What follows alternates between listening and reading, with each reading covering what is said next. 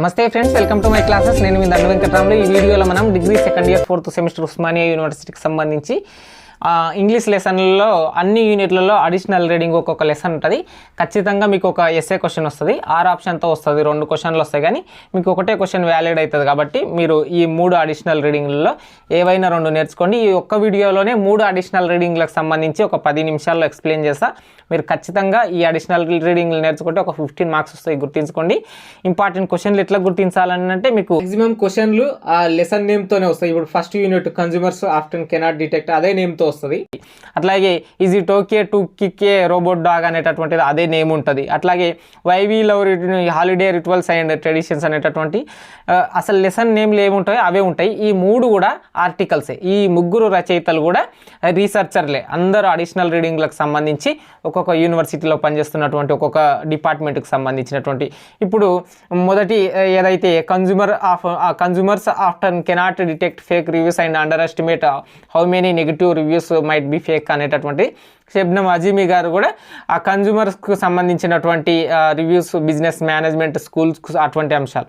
Robert sparrow కూడా కంప్లీట్గా టెక్నికల్కి సంబంధించినటువంటి person. Dimitris Xygalatas why we love holiday rituals and traditions అనేటటువంటి రచయిత కూడా కంప్లీట్గా మానవతావాదికి సంబంధించినటువంటి సైన్స్ బిహైండ్ ఉన్నటువంటి ఈ 3 ఆర్టికల్స్కి సంబంధించి. ఈ 3లో లాస్ట్ది why we love holiday rituals and traditions అనేటటువంటి, మనం సెలవు రోజుల్లో పండుగలను ఎందుకు ప్రేమిస్తాము, మనకు బర్త్డేస్ అవి ఉంటే, థ్యాంక్స్ గివింగ్ అటువంటివి ఉంటే ఆ రిలీజియన్ పరంగా మనం ఎందుకు ప్రేమిస్తాం అనేటటువంటి మీ సొంత మాటల్లో కూడా రాయొచ్చు. ఈ 3ని సీక్వెన్స్ వైజ్గా వినడానికి ప్రయత్నం చేయండి. మీకు 15 మార్క్స్ వస్తాయి. పీడిఎఫ్ కావాలంటే టెలిగ్రామ్ ఛానల్లో ఉంటుంది, తీసుకొని చదవండి. అడిషనల్ రీడింగ్ క్వశ్చన్ రాసేటప్పుడు మీరు అబౌట్ ది ఆథర్ స్పెషల్గా పెట్టి రాయాల్సినటువంటి పని ఏం లేదు. ఒక లైన్ రాయండి, పలానా పర్సన్ షబ్నమ్ అజీమీ గారా, రాబర్ట్ స్పారో గారా, డిమిస్ట్రిస్ జిగాల్టస్ గారా, వీళ్ళని చెప్పి రాయండి అంతే తప్ప అబౌట్ ది ఆథర్ పెద్దగా రాయాల్సినటువంటి పని లేదు. కంటెంటే ఆర్టికల్స్ ఏదైతే ఉంటాయో వాటి గురించి ఒక పేజీన్నర వరకు రాయడానికి ప్రయత్నం చేయండి, మీకు మంచి మార్కులు వస్తాయి. మీకు సింగిల్గా ఈ వీడియోలో ఒక్కొక్క ఎక్స్ప్లెనేషన్ కావాలంటే దండు ఎడ్యుకేషన్ అనేటటువంటి నా ఇంకో ఛానల్ ఉంటుంది, ఆ ఛానల్లో ఉంటాయి, చూడడానికి ప్రయత్నం చేయండి. Consumers often cannot detect fake reviews and underestimate how many negative reviews might be fake అనేటటువంటి ఫేక్స్ అనేటటువంటి సమ్మరీకి సంబంధించి ఆర్టికల్ చర్చిద్దాం. ఈ ఆర్టికల్ని షబ్నమ్ అజీమీ గారు రచించడం జరిగింది. ఈ ఆర్టికల్కి సంబంధించినటువంటి ఎస్ఏ క్వశ్చన్ వస్తుంది కదా, షబ్నమ్ అజీమీ ఫేక్ రివ్యూస్ ఇటువంటి నేమ్స్తో రావడం జరుగుతుంది అనమాట. అబౌట్ ది ఆథర్ ఒక లైన్ అట్లా నేర్చుకోండి, కానీ అబౌట్ ది ఆథర్ అనేటటువంటి హెడ్డింగ్ ఏం పెట్టకండి, జస్ట్ లైన్ ఒక రాయడానికి ప్రయత్నం చేయండి. షబ్నమ్ అజీమీ గారు ఒక అసిస్టెంట్ ప్రొఫెసర్, బిజినెస్ స్కూల్కు సంబంధించినటువంటి డాక్టర్ షబ్నమ్ అజీమీ అని చెప్పుకోవచ్చు. మార్కెటింగ్కి సంబంధించినటువంటి డిజిటల్ మార్కెటింగ్ అంశాల మీద, బయట ఉండేటటువంటి జడ్జిమెంట్ ఏదైతే మనం ఒక వస్తువుకు సంబంధించినటువంటి డిసిజన్ మేకింగ్ మీద ఇటువంటి అంశాల మీద చర్చించిందనమాట ఈ ఆర్టికల్లో. ఈ ఆర్టికల్కు సంబంధించి రివ్యూస్ మీద మాట్లాడడం జరిగింది. ఆ రివ్యూస్ అనేటటువంటిది ఎక్కడ వీళ్ళు పరిశోధించారు ఈ ఆర్టికల్కు సంబంధించినటువంటి ఇన్ఫర్మేషన్ అంటే, చికాగో నగరంలో, అంటే అమెరికాలోని చికాగోలో ఒక 1600 రివ్యూస్ని 1600 హోటల్స్లలో చికాగోలో ఈ పరిశోధన చేయడం జరిగిందనమాట. ఈ రివ్యూలకు సంబంధించినటువంటిది. అందులో అక్కడ 400 పీపుల్స్ని వాళ్ళ పర్సనల్ ఒపీనియన్లని తీసుకొని ఈ రివ్యూ చేయడం జరిగింది. ఏదైనా ఒక వస్తువు బయటికి అవుట్ అవుతుంది అంటే, కంపెనీ నుంచి మార్కెట్లోకి వస్తుందని అంటే, అది కొత్త వస్తువు అయితే దానికి అప్పుడే ఫేక్ రివ్యూస్ ఇవ్వడం ఇటువంటివి వీళ్ళు గమనించిందనమాట. ఏదైనా ఒక హోటల్ అయినా సరే, ఏదైనా సరే ఫేక్ డబ్బులు ఇచ్చి ఫేక్ రివ్యూలు సృష్టించడం. ఇప్పుడు సినిమాలు అయినా సరే ఫేక్ రివ్యూలు ఇప్పించడము, న్యూస్ ఛానల్స్ చేత. ఏదైనా ఒక వస్తువు కొనేటప్పుడు మనం పర్చేజ్ చేస్తున్నప్పుడు వాటికి సంబంధించినటువంటివి అన్నీ కూడా ఫేక్ రివ్యూస్ ఉంటాయి. ఆ ఫేక్ రివ్యూస్ని మనం గుర్తించలేము. నెగిటివ్ రివ్యూస్ కూడా ఇప్పుడు మార్కెటింగ్కి ఉపయోగపడుతున్నాయి. ఇటువంటి కంటెంట్ల మీద ఈ ఆర్టికల్ ఉంటుందన్నమాట. మీ సొంత మాటల్లో కూడా రాయొచ్చు. ఈ ఆర్టికల్ అనేటటువంటిది రివ్యూస్ మీద రాయండి. అక్కడ మెన్షన్ చేయండి. ఒకటి చికాగోకి సంబంధించినటువంటి 1600 హోటల్స్ రివ్యూస్ అనేటటువంటిది ఒకటి. అట్లాగే అమెజాన్ మెకానికల్ ఒక ట్రక్లో రీసెర్చ్ చేయడం జరిగింది. అందులో ఉండేటటువంటి వస్తువుల మీద చాలా వాటి మీద డిటెక్ట్ చేయడం, హోటల్స్కి సంబంధించినటువంటివి. అట్లాగే అక్కడ ఉన్నటువంటి వస్తువులకు సంబంధించినటువంటి రివ్యూ మార్కెట్లోకి వచ్చిన తర్వాత దానికి అంత సీన్ లేకపోవడం, అంటే ఆ వస్తువుకు అంత కంటెంట్ లేకపోవడం, అక్కడ వాళ్ళు ఇచ్చిన రివ్యూ ప్రకారం వర్క్ కాకపోవడం, రివ్యూని బట్టి మనం వస్తువు కొనడం, ఇటువంటివి ఫేక్గా ఉంటున్నాయి అనేటటువంటి అంశం అనమాట. ఈ కన్జ్యూమర్స్ అంటే కస్టమర్లు చాలా రకాలుగా మోసపోయే విధంగా ఈ రివ్యూస్ అనేటటువంటివి ఉండడం జరిగిందనమాట. అసిస్టెంట్ ప్రొఫెసర్గా మార్కెటింగ్ బోధిస్తున్నటువంటి షబ్నమ్ అజీమి గారు దీని గురించి రాయడం జరిగిందనమాట. ప్రతి దాంట్లో కూడా ఎస్పెషల్లీ ద బ్యాడ్ వన్స్, అట్లాగే ఏదైనా హోటల్కి సంబంధించినటువంటి అంశాలు అన్నీ కూడా రియల్ అని మనం నమ్ముతాం, కానీ అవన్నీ కూడా ఫేక్ రివ్యూస్ ఉంటాయి అనేటటువంటి అంశం మీద చర్చించడం జరిగింది అనమాట. ఫేక్ అయినటువంటి ప్రజలు సమీక్ష విశ్వసించేలా చేస్తుంది. బాగా సమీక్షించడం, చదవడం సులభం, దీర్ఘమైనది మరియు వివరంగా ఉంటే ప్రజలు దానిని విశ్వసించే అవకాశం ఉంది అనేటటువంటి అంశాలు. ఇప్పుడు ఏదైనా ఒక కంపెనీ కాడికి పోతానంటే దాని ముందర పెద్ద పెద్ద బోర్డ్స్ అట్లా ఉంటే అది ఫేక్ అయినా సరే అందంగా ఉంటేనంటే దాన్ని మనం కొనడం, ఇట్లాంటివన్నీ కూడా ఫేక్ రివ్యూలకు సంబంధించినటువంటి consumers after cannot detect a fake reviews.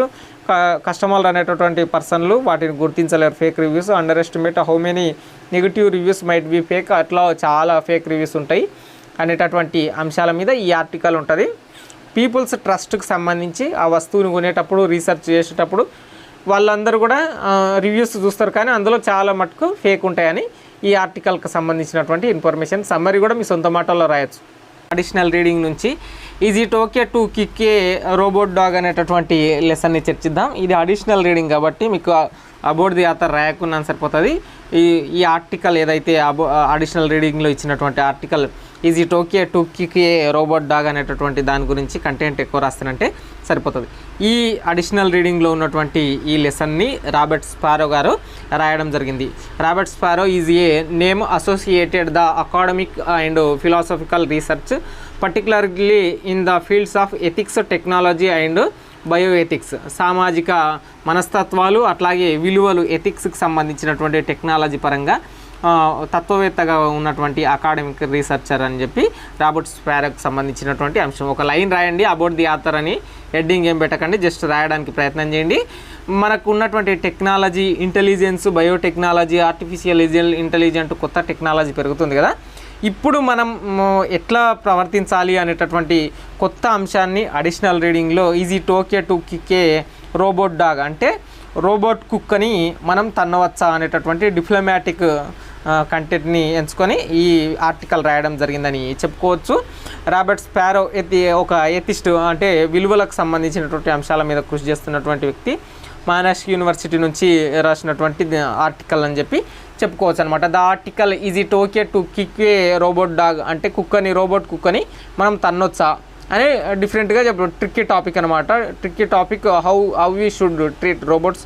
మనం రోబోట్లోనే ఎట్లా ట్రీట్ చేయాలి. మన నార్మల్ కుక్కలను అయితే మనం ప్రేమిస్తుంటాం కాబట్టి మనల్ని ఇప్పుడు పెట్ డాగ్స్ అట్లాంటివి ఉంటే మనం పెంచుకుంటాం, వాటిని ఏం తన్నం, కొన్నిసార్లు కోపం వస్తేనంటే కొడతాము, అట్లాంటివి చేస్తుంటాం. కానీ రోబోట్ డాగ్లను తన్నడం ఎట్లాంటిది చర్య అనేటటువంటి అంశం మీద చర్చించడం జరిగింది. ఇందులో 3 కంటెంట్లు ఎక్స్ప్లెయిన్ చేయడం జరిగింది. మొదటి కంటెంట్ రోబోట్ డాగ్ ఒకరి ఆస్తి లేదా మిషన్, దానిని తన్నడం ఎలా సరవుతుంది అనేటటువంటి అంశం.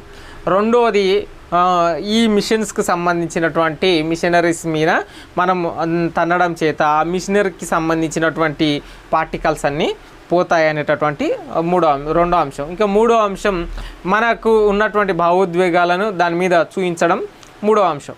ఇందులో కొన్నిసార్లు రోబోట్ డాగ్స్ అనేటటువంటి చిన్న చిన్నవి మన భారతదేశంలో లేవు, కానీ మిగతా దేశంలో రోబోట్ డాగ్స్ హోటల్స్లలో కానీ కొన్ని చోట్లలో గార్డెన్లలో కానీ అట్లా పెట్టుకుంటారు అనమాట. ఆ రోబోట్ డాగ్స్కి సంబంధించి అక్కడ వాళ్ళు ఏదైతే వాళ్ళకి సంబంధించినటువంటి ఇరిటేషన్, కోపం మీద వస్తేనంటే రోబోట్ డాగ్ల మీద చూపించడం, తన్నడం లాంటివి జరుగుతుంటాయి అన్నమాట. కానీ మీకు నిజ జీవితంలో అయినా మనం నార్మల్గా ఏం చెప్తాం, ఒక రోబోట్ని తన్నడం ద్వారా మన కాళ్ళకే నొప్పి అవుతుంది. మనం తన్నడం లేదా కొట్టడం మన చేతికే ఇబ్బంది, ఎందుకంటే అదొక మిషన్, అది డ్యామేజ్ అవుతుంది. కాబట్టి అదర్ వ్యక్తిది అయితేనంటే ప్రాపర్టీ డ్యామేజ్ అవుతుంది. అది ఒక మిషన్. మరియు first he talks about property damage, అది ఒక ప్రాపర్టీ కాబట్టి డ్యామేజ్ అవుతుంది. Tricky topic how we should treat robots అనేటటువంటి కంటెంట్లో మనకు రోబోట్స్ కెనాట్ ఫీల్ పెయిన్. ఆ రోబోట్ ఎట్లయినా పెయిన్ని అనుభవించలేవు. మనమే రాంగ్గా తీసుకొని రోబోట్లోనే ఏదో మిస్బిహేవ్ అని చెప్పి దానికి మనం మెమొరీలో ఫీడ్ చేసినటువంటిది మనకు ఇచ్చినటువంటి ఫంక్షన్లో ఏదో ఒక వర్క్ చేయకుండా అది వేరే రకంగా పనిచేస్తే మనం తన్నడం అట్లాంటి వల్ల ఆ మిషన్కి ఏం పెయిన్ ఉండదు, నీకే పెయిన్ ఉంటుంది అనేటటువంటి కంటెంట్. జనరల్గా రాసేటటువంటిదే is it okay to kick robot dog అనేటటువంటిది. మీరు రాంగా రైట్ అనేటటువంటి కంటెంట్ రాయకండి, జస్ట్ రోబోట్ డాగ్ని తన్నడం అది ప్రాపర్టీ ఈ కంటెంట్లో రాయాలి. ఒక మిషన్ అది మనం తయారు చేసినటువంటి వస్తువు, అది మనిషి కాదు, మన భావోద్వేగాలని చూపించుకోవడానికి ఇట్లాంటివి అన్నమాట. ఇక పెట్ డాగ్స్ ఇట్లాంటి రోబోట్ డాగ్స్ని బయట మార్కెట్లో కొనేటప్పుడు మేల్ ఫీమేల్ రోబోట్ డాగ్స్ నిర్మాణాలను కూడా కొంటున్నారు అనమాట కొంతమంది. దానికి సంబంధించినటువంటి వాటి మీద మేల్స్ ఒక రకంగా ఫీమేల్స్ ఒక రకంగా అట్లాంటివి ఉండడం కూడా రాంగ్ రైట్ నౌ అనేటటువంటి అంశంగా చెప్పడం జరిగింది. అట్లాగే ఏదన్నా మనకు ఉన్నటువంటి కాంప్లెక్స్ ఇష్యూస్ ఫీలింగ్స్ అట్లాంటివి ఉంటే రోబోట్ డాగ్స్ మీద తీర్చడం తన్నడం, మనకున్నటువంటి ఎమోషన్లన్నీ మనకు బీబ్లేస్తానంటే రోబోట్ని కుక్కని తన్నినట్లు రోబోట్ని కూడా తన్నడం అది ఎందుకు, మిషనే కదా ఖరాబ్ అయ్యేటటువంటిది. మళ్ళీ మనకి ఇంకొకటి మన లోపల ఉన్న ఫీలింగ్స్ ఏదైతే మన ఎక్స్ ఎవరైనా మనకు చెందినటువంటి అది లవరో మనకు చెందినటువంటి ఫ్రెండో ఎవరో వాళ్ళ మీద కోపం ఉంటే ఎక్స్ it's a sign of bad character, అదొక చెడ్డ క్యారెక్టర్ అని నువ్వు భావించి ఆ రోబోట్ డాగ్ల మీద వాటికి నేమ్స్ పెట్టి వాటిని తన్నడం కూడా does not matter if this will make the act badly in the future. ఇది సరైన విధానం కాదు, ఇట్స్ రాంగ్ రైట్ నౌ అనేటటువంటి అంశం స్పారో గారు is it okay to kick robot dog అనేటటువంటి ఆర్టికల్లో రాయడం జరిగింది. మీకు తెలుగులో కూడా అవైలబుల్గా ఉంటుంది, మీరు స్క్రీన్ షాట్ తీసుకొని చదువుకుంటే మీకు ఇంకా ఈజీగా అర్థమవుతుంది. రోబోలకు నొప్పులు అనుభవించలేవు, చాలామంది ఇప్పటికీ వాటిని తప్పుగా ప్రవర్తించడం అని అనుకుంటున్నారు. స్పారో ఇలా ఎందుకు ఉండవచ్చు అనేటటువంటి కారణాల గురించి చర్చించాడు. ఆస్తి నష్టం గురించి మాట్లాడతాడు. రోబోలు తరచుగా ఎవరికైనా చెందినవి కాబట్టి రోబోట్ను తన్నడం అంటే వేరొకరి ఆస్తిని పాడు చేయడం లాంటిది. ఇప్పుడు ఎకనామికల్ ఎసెట్స్కి సంబంధించినటువంటి కంటెంట్ ఇదనమాట. రోబోట్స్ అదర్ వ్యక్తి ప్రాపర్టీస్కి సంబంధించినటువంటిది. ఇది అడిషనల్ రీడింగ్కి సంబంధించి is it okay to a kick robot dog అనేటటువంటి summary. We love holiday rituals and traditions అనేటటువంటి లెసన్ని చర్చించుకుందాం. సమ్మరీకి సంబంధించి అన్నిటికన్నా అడిషనల్ రీడింగ్లో చాలా సింపుల్గా మీ సొంత మాటల్లో రాసేటటువంటి అడిషనల్ రీడింగ్ ఇదే ఉంటుంది. అంటే it okay to kick a robot dog అనేటటువంటిది కొంచెం, అట్లాగే consumers often cannot detect fake reviews అనేటటువంటి వాటిలో కొంచెం సమాచారం ఉంటుంది. కానీ ఈ additional reading why we love holiday rituals and traditions అనేటటువంటి దాంట్లో ఏ కంటెంట్ ఉండదు, మీ సొంత మాటల్లో అర్థమవుతుంది. నేను ఒకసారి చెప్తే ఒక 5 minutesలో అర్థమైపోతుంది. ఇందులో ఉన్నటువంటి ఈ ఆర్టికల్స్ని వై వీ లవ్ హాలిడే అనేటటువంటి ట్రెడిషన్కు మనం హాలిడేని ఎందుకు ఇష్టపడుతున్నాం అనేటటువంటి పనియేతర దినాన్ని మనం ఎందుకు ఇష్టపడుతున్నాం ఎందుకు ప్రేమిస్తున్నాం అనేటటువంటి ఈ ఆర్టికల్ని డిమిట్రిస్ జిగాల్టస్ గారు రచించడం జరిగింది. ఒక మానవతావాదిగా సైన్స్ని జోడిస్తూ హాలిడే ట్రెడిషన్లో మనకు ఎట్లా ఉపయోగపడుతుంది నిజ జీవితంలో సైన్స్ పరంగా అనేటటువంటి అంశాలు చెప్పడం జరిగింది అన్నమాట. ఇక్కడ సోషల్ మనుషుల యొక్క సామాజిక స్థితులు కలిసి ఉండేటటువంటి తత్వం గురించి అంటే కొంచెం ఫిలాసఫికల్గా చెప్పినటువంటి అంశం ఈ ఆర్టికల్ అని చెప్పుకోవచ్చు. ఈ ఆర్టికల్లో సింపుల్గా ఏముందంటే రిలీజియస్ టాపిక్ లేదా ఏదైనా ఒక బర్త్డే పార్టీ కావచ్చు, ఏదైనా ఒక పని ఉండి హాలిడే దొరికితే పని చేస్తారు. అది నువ్వు ఉద్యోగంలోనా ఇంటికాడ ఉన్నావు ఇక్కడ కాకుండా హౌస్లో ఉన్నావు ఇక్కడ కాకుండా నీకు పని కాకుండా ఏదైనా పనియేతర రోజు నువ్వు హ్యాపీ డే పొందేటటువంటి ట్రెడిషన్స్ ఏవైనా ఉన్నాయో అవి థ్యాంక్స్ గివింగ్ కావచ్చు, బర్త్డేస్ కావచ్చు, రిలీజియస్ అయితేనంటే క్రిస్మస్, ఏదో మన హిందుత్వ పండుగలు ఏవైనా దసరా దీపావళి ఇటువంటివి ఉన్నాయి కదా, వాటన్నిటికి సంబంధించినటువంటి వాటి గురించి ఈ ఆర్టికల్ మాట్లాడుతుంది. The article also talks about the science behind this ట్రెడిషన్స్కి సంబంధించి. ఇది కంప్లీట్గా డిమిట్రిస్ జిగాల్టస్ గారు పరిశోధించినటువంటి అంశం. ప్రతి దేశంలోనూ రిలీజియస్ ఉంది. ఆ రిలీజియస్లో మనం పాటించేటటువంటి ఆచారాలు అవన్నీ కూడా మనల్ని దగ్గర చేయడం, మనుషులతో కలిసి ఉండడం, ఫీలింగ్స్ని ఎమోషన్స్ని షేర్ చేసుకోవడం అనేటటువంటి అంశాల మీద ఈ ఆర్టికల్ ఉంటుంది అనమాట. ఈ ఆర్టికల్ ఏం చెప్తుంది, ఇప్పుడు ఎగ్జాంపుల్ హిందూ ఫెస్టివల్స్ ఉంటుందంటే అక్కడ మనం నార్మల్గా 7 కర్రీస్ అనేటటువంటి దాటిని గురించి, ఈస్టర్ ఉంటేనంటే గొర్రెని కాల్చడం అటువంటివి, గ్రీస్ వంటి ప్రాంతాల్లో ఉండేటటువంటి పండుగలు వాటి గురించి చెప్పడం ఇందులో ఈ ఆర్టికల్ అనేటటువంటిది why we love holiday rituals and traditions అనేటటువంటి దాని గురించి ఈ ఆర్టికల్ చర్చిస్తుంది అనమాట. ఇందులో గిఫ్టులు ఒకరికొకరు పంచుకోవడం, హాలిడే సీజన్లో మనం మాట్లాడడం, ఒకరికొకరు పండుగల్లో మనం కిడ్స్ అట్లాగే పెద్దవాళ్ళు చిన్నవాళ్ళు అందరూ ప్రేమించుకోవడం, ఇటువంటి అంశాలు చాలా దగ్గరగా ఉంటాయి అనేటటువంటి అంశం మీద ఈ ఆర్టికల్ ఉంటుంది. మీరు సింపుల్గా పండుగలు లేదంటే ట్రెడిషన్స్ ఉన్నప్పుడు, హాలిడే ఉన్నప్పుడు, పనియేతర దినం రోజు మనం అందరం హ్యాపీగా ఉంటాం. మనం ఎన్ని డబ్బులు సంపాదించినా సరే మనము హ్యాపీగా ఉండడమే మనకు ఉండేటటువంటి మానసిక శాంతి. ఇదే ఒక సైన్స్కి సంబంధించి ఏ డాక్టర్ పెట్టలేనటువంటి మందు ఇటువంటిదని. మనం హ్యాపీగా ఉంటే మనం ఏదైనా సాధించగలుగుతామని హాలిడే సీజన్కు సంబంధించినటువంటి అంశాలు, అక్కడ మనం ఎంజాయ్ చేసే మూమెంట్లు మీ సొంత మాటలు ఎట్లా అనిపిస్తే అట్లా రాయడానికి ప్రయత్నం చేయండి. ఇది పెద్ద ఆర్టికల్ ఏం కాదు, సింపుల్గానే ఉండడం జరిగింది. మీకు తెలుగులో కూడా అవైలబుల్గా ఉంటుంది, చూడండి.